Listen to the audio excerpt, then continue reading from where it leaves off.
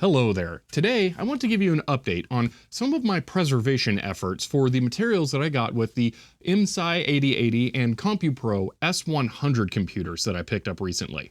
Now, as I mentioned in the video about those, I got an enormous amount of documentation and a similarly enormous amount of software with them. And I feel it is of critical importance to get these materials backed up and uploaded to be publicly available because they're like 50 years old and there's not a whole lot of them left out there. So if I have the opportunity and the means to archive it, I'm going to take that as a serious task. So I've been putting a lot of effort into figuring out how I'm going to preserve all of this, and I've made some really good progress. Now, this is a two-pronged task here because I'm both scanning a large number of documents and I'm going to be imaging a large number of disks. And while these two things are related, they're really completely different in how I will be tackling them. So I want to focus on these one at a time. First, the documentation. Now, when it comes to the documentation, the majority of the things I will be able to put through a feed scanner like this one, and I'll get into which one this is and how I'm using it in a little bit here. But first, I kind of want to talk about the challenges I have ahead of me. In order to know how much I could put through a feed scanner versus, say, an open book scanner, I needed to catalog everything that I have, and that took quite some time, but I did get it done. Another benefit to getting everything cataloged is that I was able to rank everything by obscurity and figure out which were the most important materials to get scanned first, which actually identified to me that I had a very uncommon piece of information about a programming language called Basic E. This was written by Gordon Eubanks and was actually offered to MSI to distribute for the MSI 8080, but the user guide that I had that had 80 pages of documentation on how to actually program in the language had not been backed up anywhere on the internet as far as I could tell. So I was able to get that scanned, and that is now available on archive.org, which is pretty cool to have been able to preserve something of that historical note. I even had the letter of the initial offering of that programming language by MSI to owners of 8080s, which is probably the first time that that language was ever introduced to the public, so that's kind of cool to see. Now, those were things that I was able to run through a feed scanner, but there are a number of things that I can't for different reasons. Some of them are just the materials that are like this. These are staple-bound books. These are just flat sheets of paper that have staples in the middle, and what I'm probably going to do for these is pull out the staples in the middle and then lay them flat in a traditional flatbed scanner and scan them that way, which is going to be time-consuming. Now, unfortunately, these aren't the most difficult things that I have to scan. There are two other problematic things, and one of them is a little more obvious. It is glue-bound books, but thankfully, I only have 3 of those. I don't consider the chop and feed method to be acceptable for these materials because they're so old and unique, so I really don't want to do that. The 3 glue-bound books I have are either not super historically critical or already have other versions available, so I'm not that concerned about it. But there are a large number of them that I would like to scan, so I'm still trying to pursue getting an actual book scanner, and I finally have a real lead on it, but we'll see how that goes. It would be very nice though, because it would open up scanning a much larger segment of my media collection that I would like to get to. But that's not actually the most challenging thing either. The most difficult stuff is going to come down to these binders. So this is the MSI system binder that I got, and it would seem pretty simple to go through because it is a 3-ring binder here. But the problem is how the printing was done in this, and the pages, when you try to flip through them, will do this.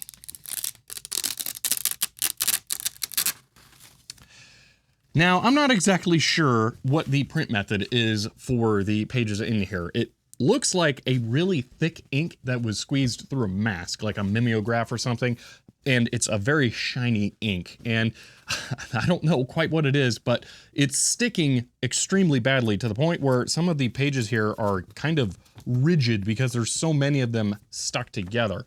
And I'm trying to look into how to best separate those. I've been asking around, and it seems like maybe humidifying the pages might be a way of doing it, or potentially heating them to hopefully release the ink. I'm wondering if maybe freezing them might actually help, but if you have any experience with something like this, I would love to hear about it in the comments, because that's going to be a difficult one to fix because some of the pages are so badly stuck together that they actually tear paper from one side to the other when I try and separate them. So I don't want to just rip them all apart before I put them in the feeder. So yeah, that's kind of a big deal. And you might think, well, it's just the IMSI manual here, you know, this has actually been scanned already. But not quite. As I was going through and cataloging all of the manuals, one of the things that I was slowly realizing is that the 5 of these binders I have actually are all heavily customized by the former owner. These tabs are all added by them and go to different pieces of documentation that they put in the binders themselves. So the binders I have here are probably not actually good representations of what the original binders would have been. But there is a lot of stuff in there, including different hardware manuals for RAM cards, serial interface cards, and other things like that. So there's a treasure trove of data in there that I will need to be scanning. It's just going to be a little difficult to get through, but I will keep persevering and hopefully I can get some tips on how to best separate some of the pages. They're not all like that in there, but enough of them are that it's going to be a challenge. But that's enough about some of the challenges. Let's actually look at how I'm doing the scanning, and let's go ahead and preserve a document live here as I talk you through it.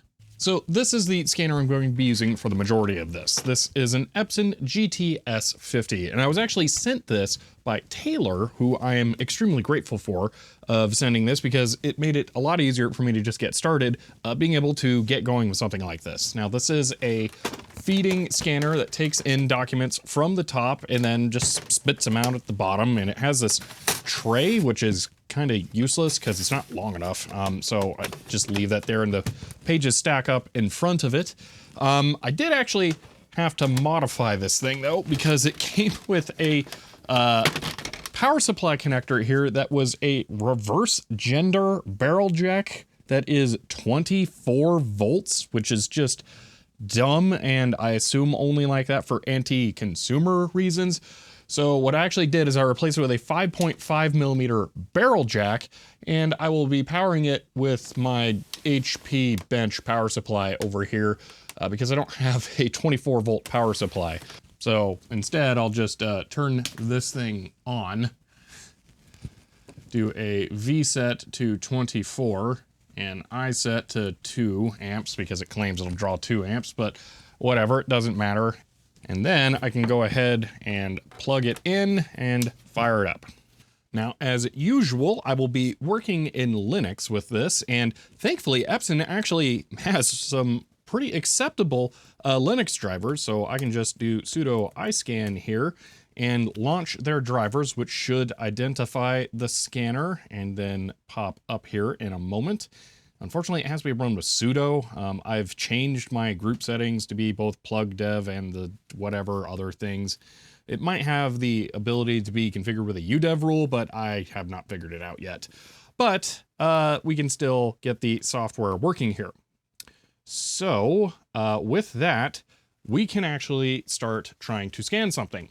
So I'm going to scan this document, which is going to take a little bit of time here, but I think it will be worth it.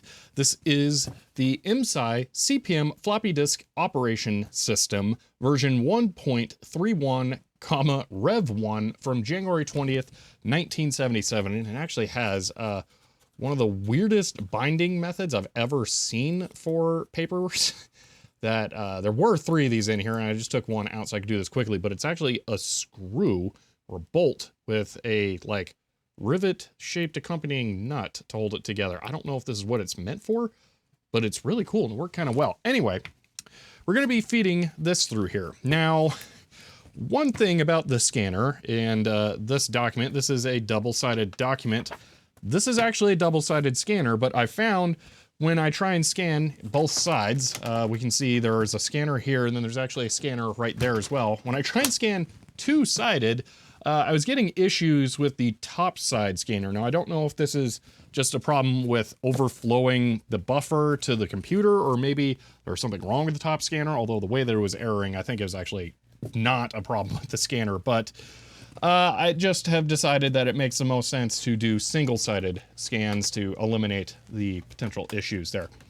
So I'm going to feed all of that in there, and then we will actually have to run this through twice. So I will run it through, and then we will flip it over and run it through again. But yeah, that's pretty much it. Gonna load that in there. I've already done a couple of documents with this. One of the first things I did was actually this, a copy of CPM Primer by Stephen M. Murtha and Mitchell Waite. And I had to remove this, which was not too bad, but yeah, this is now scanned and up on archive.org if you want to take a look at it. A version of that was already on there, but that is the first edition and only the second edition had been scanned before. Now, speaking of scanning, the way I'm going to do this is I'm going to set it up for ADF single-sided. I'm going to go to color photo, not color document, because I felt like that gave me better results, but probably doesn't make a huge difference. I'm going to crank it up to 600 DPI, which is going to make this a massive scan. It's going to be like 12 gigs or something. It's going to be ridiculous, but that's my preference. I'm going to leave U-sharp mask checked because I've found that that gives better results. I don't know if that's happening in hardware or software, but I feel like it does better results with the unsharp mask than I could get in software. And then we will admire the very weird Tux flatbed scanner image that they have. Yeah. And then we can start. So we will go ahead and pick scan down here, and then we have to pick a directory. So I'm going to go to a folder that I made just for scans. Okay, I'm going to let it scan as TIFFs because it won't let me do PNGs or JPEGs for some reason, which is annoying. And I want to be able to custom do my OCR, so I don't want it putting it into a PDF. So yeah, we can go ahead and get started on this.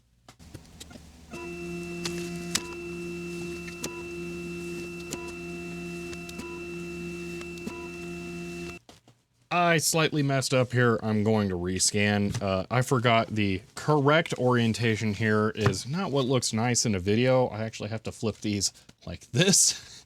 So it scans the first page first and then is upright.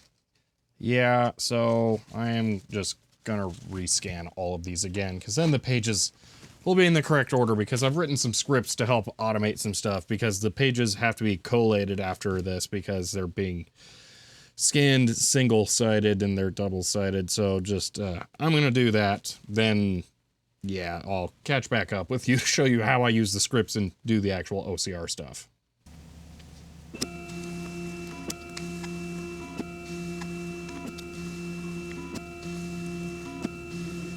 Okay, now that I've got these all re-scanned in the correct orientation, although it rotated them slightly for some reason, but we'll just ignore that for now. I can go through and start to process these. So these are in the order of page 1, page 3, page 5, and so on. And then once we get past the halfway mark, it'll be actually the second to last page, the fourth to last page, and so on and so forth. So what I've done is I've written a script that I will be able to run here. I can go up and run it, and this will rename all of the files, and I can check what the file names will be before I run it. And this will fix the file ordering. So now the files will show up in the order of page 1, page 2, page 3, why is there a basic E reference manual in the middle of this? What?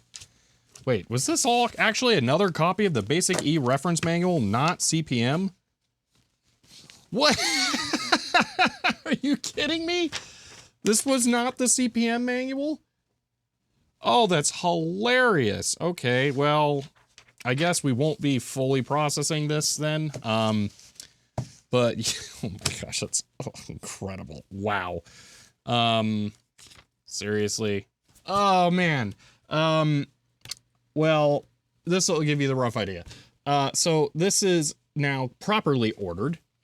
Which is helpful. And then I decided to use a fully command line driven process for editing these. So I have a couple of things that I do here. So first off, I crop the file down because if we see we have all this extra material at the bottom, if it will actually open the image here. So yeah, there's all this extra stuff at the bottom that we can safely remove. So I have a rough size that'll fit most of the documents that I crop it to automatically. Then I apply a level correction curve, and that will stretch the contrast a bit. I don't crush the whites and blacks. I prefer to have some detail left, so this doesn't go too harsh onto that. Then I convert all of the JPEGs into, well, actually, part of this is supposed to be here, that as it converts it up here, it then converts it to JPEG. So I will go ahead and save this and modify this. I forgot to do this in this copy of it. But I convert the files into JPEGs as I do these other color corrections with ImageMagick, and then I have ImageMagick build a PDF, but it just basically makes it one page per JPEG, so that works out fairly well. And then I run it through OCR My PDF, which is a wrapper program for Tesseract on Linux that will apply OCR to the PDF file. But if we go to the archive.org upload of, I guess, the exact same document I have here, it's the same date and everything, so I'm not going to reprocess this. We can see how the colors get modified. This is a little bit grayer than this one is. And then we can flip through and see how everything looks. And if we go to the full text here, we can see that the manual was in fact OCR'd. It's not perfect, but that OCR just isn't usually, but that's, you know, that's pretty good. MSI CPM version 1.31 revision 1. That's a lot of complicated characters to get there. So it works out fairly well. But that's the basic overview of how I'm doing all of this. The scanner connects with the OEM scanner software, oddly enough. I'm scanning at 600 DPI, automatically feeding, and it's pretty easy because this script runs and it runs it works pretty well. I end up with a PDF that's got OCR, and all I have to do is just run the script. I could go through and use a couple of GUI tools that allow you to do manual adjustments, like those pages were slightly rotated, and you can modify that stuff if you need to.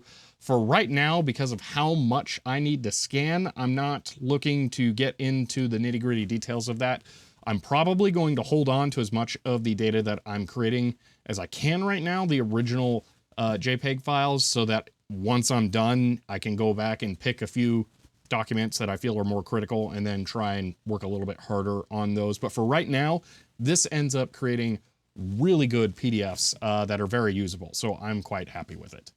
So I feel like I have a pretty good handle on how I'm going to be doing the document scanning, and I'm going to be making some good progress on that. But how am I going to do the floppy disks? Now, I mentioned that I had some actual commercial releases of software like this copy of CompuPro MPM86.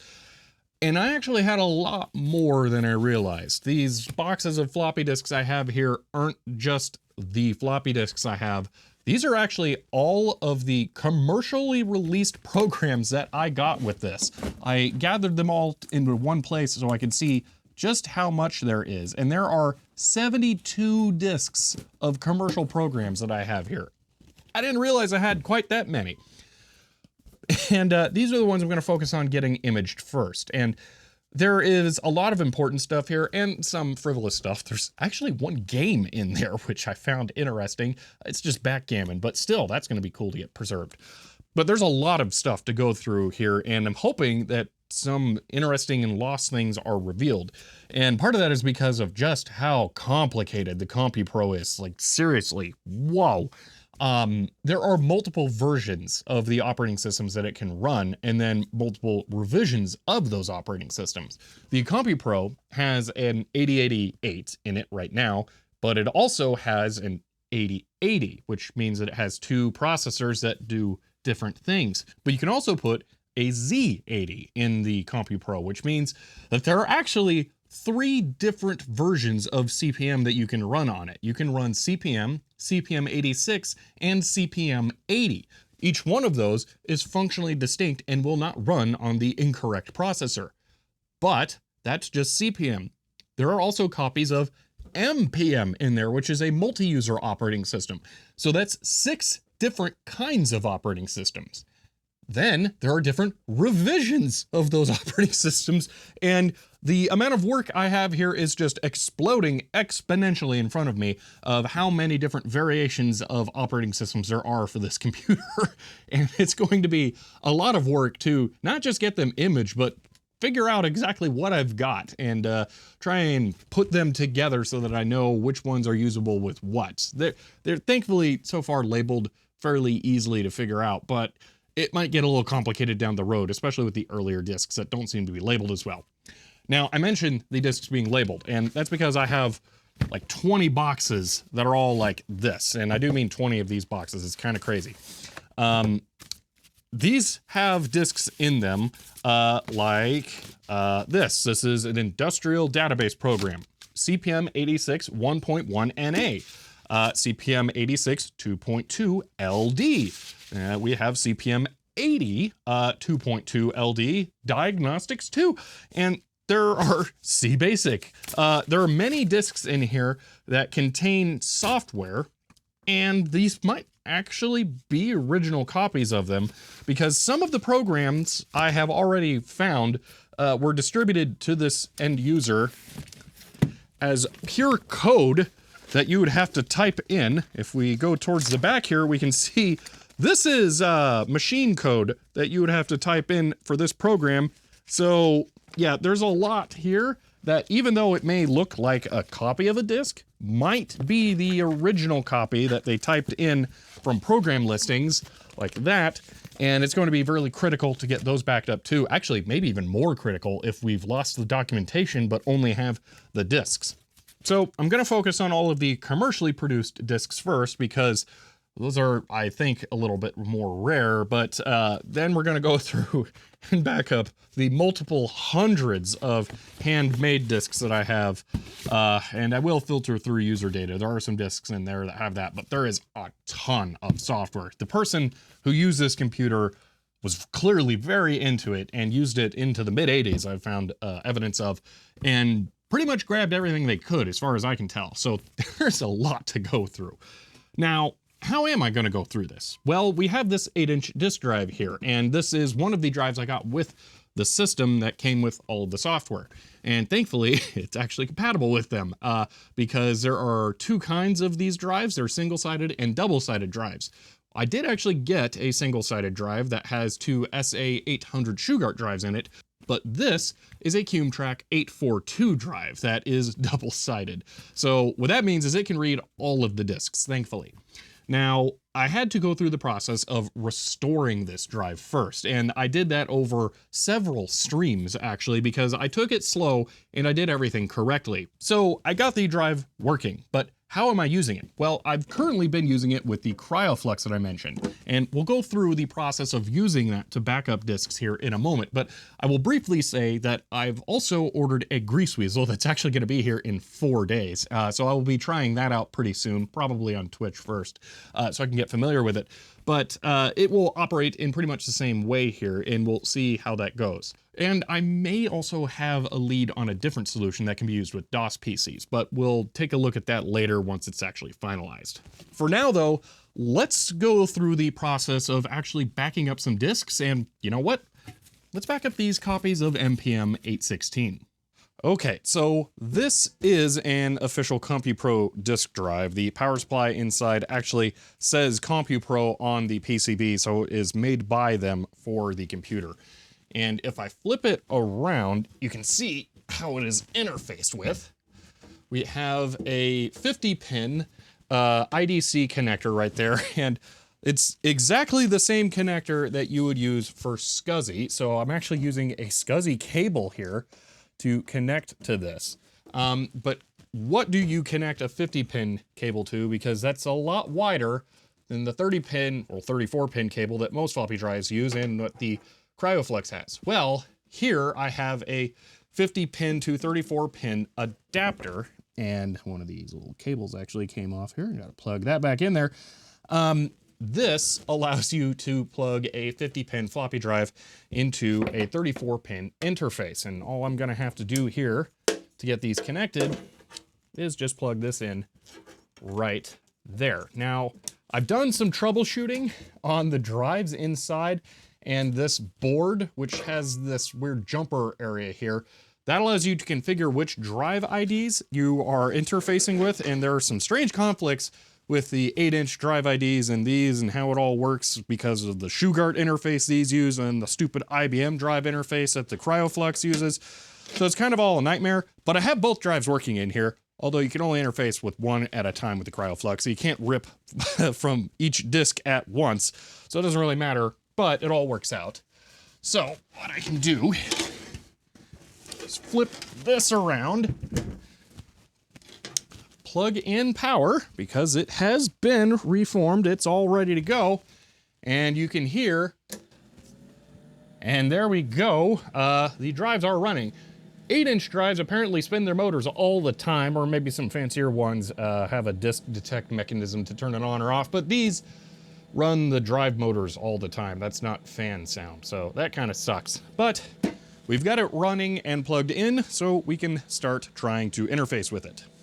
Okay, so like I mentioned, we are going to disk image the NPM 816 version 2.1i disks I have here. We're going to do all 3 of them. They say they are single-sided, which is going to complicate this because the software is a little dumb, but we'll get into that as we go along here. There's a kind of procedure you have to go through for plugging this in correctly. So you plug in the CryoFlux first, and there we are, and then you can turn on the drives. That keeps everything happy voltage level wise, I guess. I'm not sure I fully understand it all, but so far that works. All right, now I'm going to run a wrapper program here that will scale the CryoFlux Java GUI so we can see this a little easier, but that will work. Now we're gonna go ahead and calibrate, let's say drive 0 here. And I do have to actually close this because these are kind of weird, but this will show us which one's drive 0, and I believe it's that one. No, it's this one. That didn't sound good.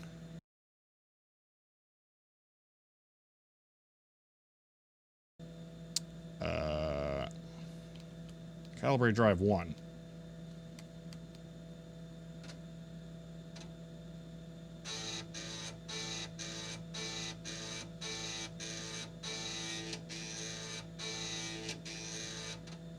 Well, I might need to clean the rails on drive 0 here, so we're gonna go ahead and skip imaging with that one, but we've got drive 1 calibrated here. Now you'll see it says maximum track for drive 1 there is 79.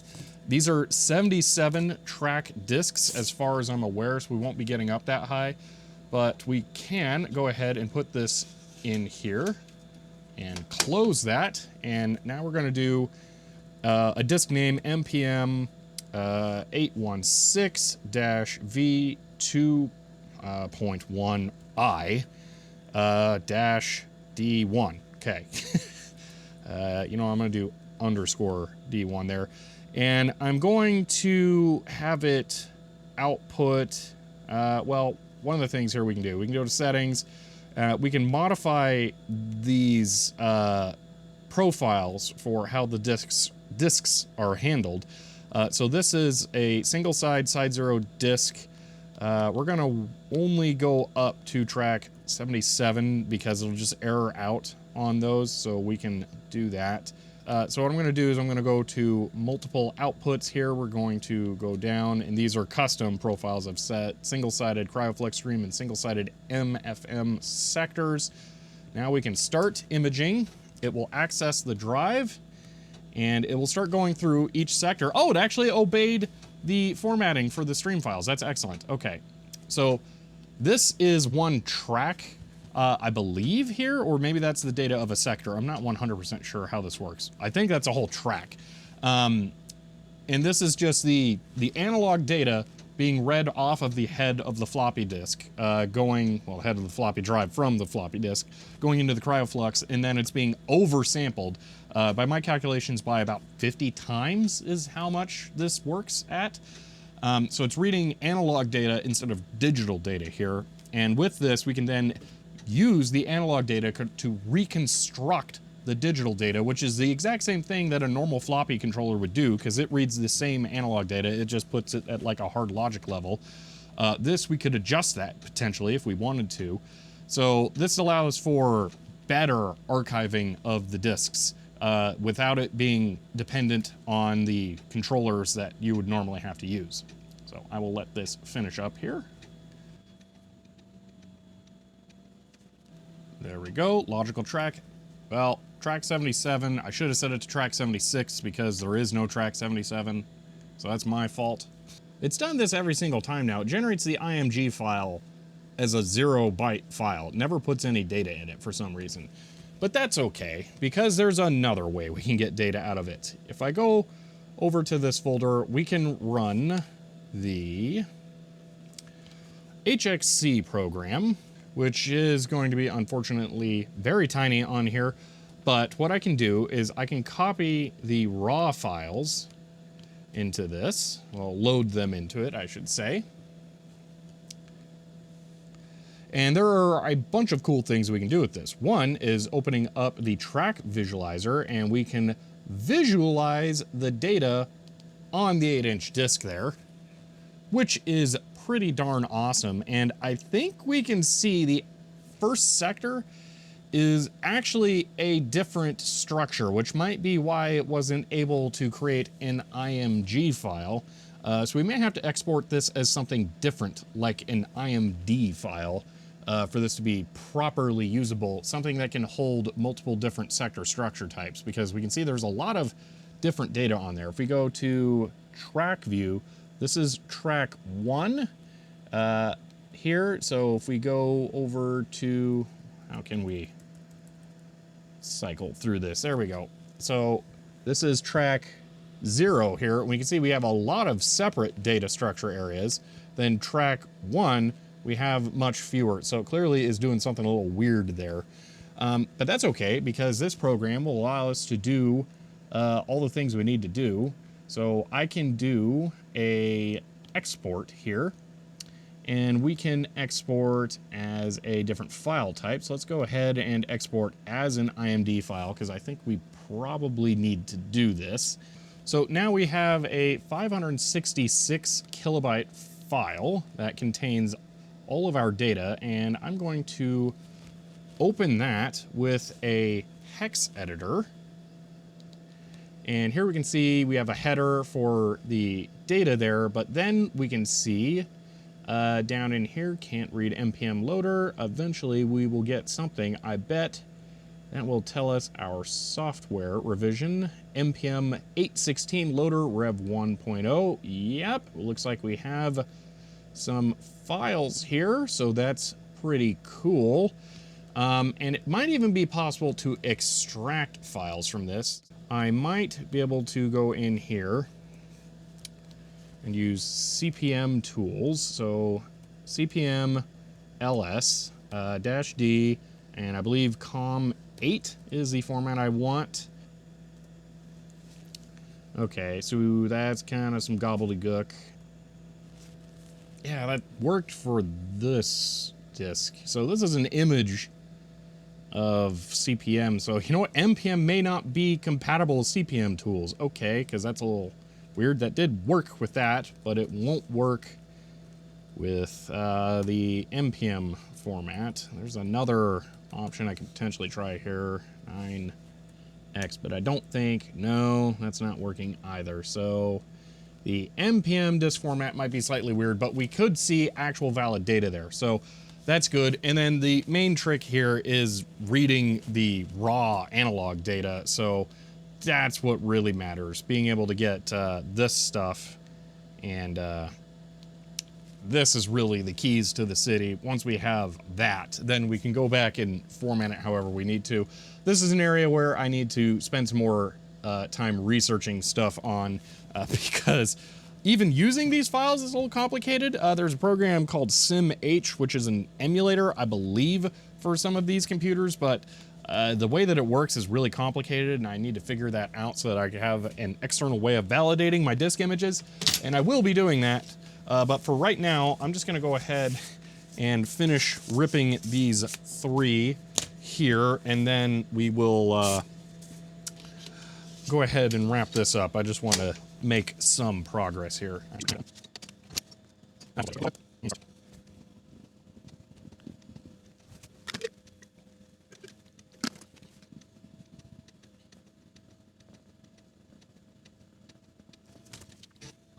All right, that is number 2 done, and let's go ahead and get number 3 done.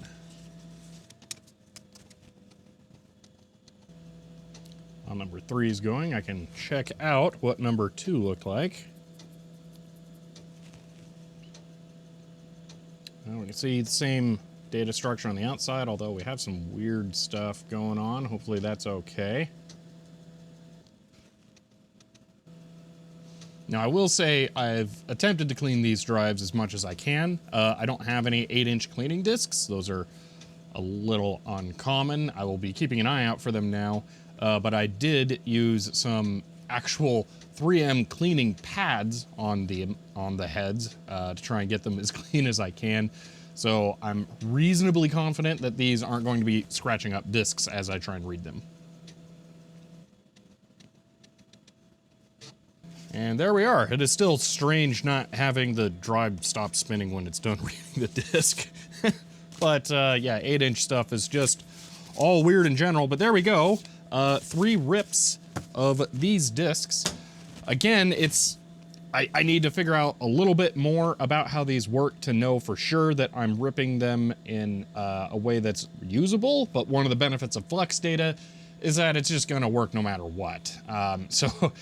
Despite, however, weird formatting issues with the exports I might be having here, because I really don't know quite what will make the most sense to use, because this stuff is kind of weird, and 8-inch stuff I don't feel like has been worked on as much. So I'm gonna have to do some more research with SimH, I suspect, because that's kind of the emulator, figure out what it wants these formatted as.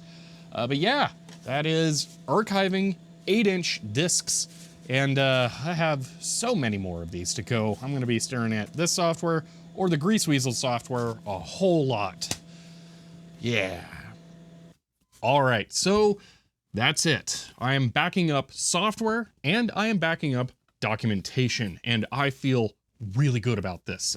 I'm going to be making it a regular habit now to probably make one of the streams I do a week nothing but archiving, just so that I can start to make a dent in this, because there's a lot, and I really want to get through it. Not necessarily because it's this daunting overhead task, but it feels really good to be doing the proper conservation efforts on these materials to make sure that they are preserved and released, published for future people to go ahead and look at and use in the case of the software.